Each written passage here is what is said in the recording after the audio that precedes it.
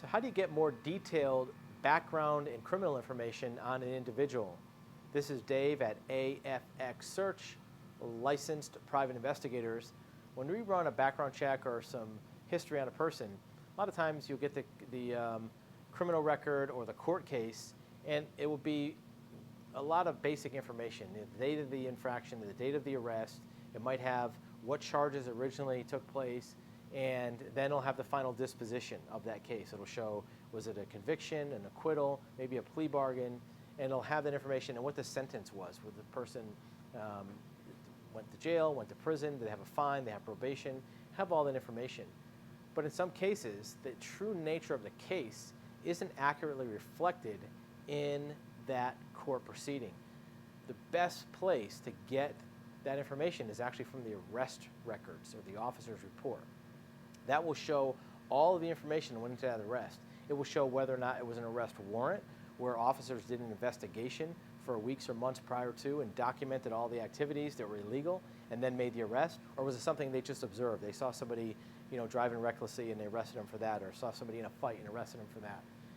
That one piece of information is very valuable. A case where there was an arrest warrant, where there was developed information over time, is usually a more serious case. It means that law enforcement was aware of this and we're building a case over time.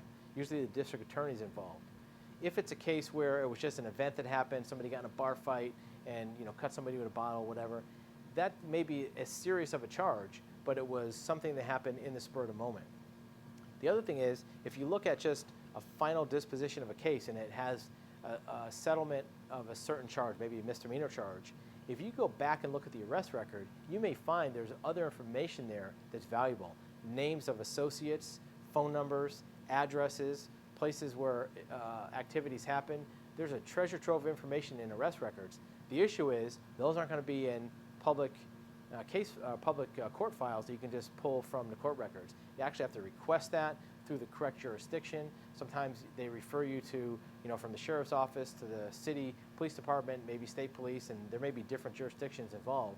But that original arrest report is extremely valuable. It takes time. Sometimes you have to make a written request, wait for them to mail it back, and have other loopholes you have to jump through. But if you get that arrest report, the information on there is invaluable in developing an ownership of that person's identity and what their personality might be like. If you have questions about running a background check on an individual, you can reach us at our website at afxsearch.com.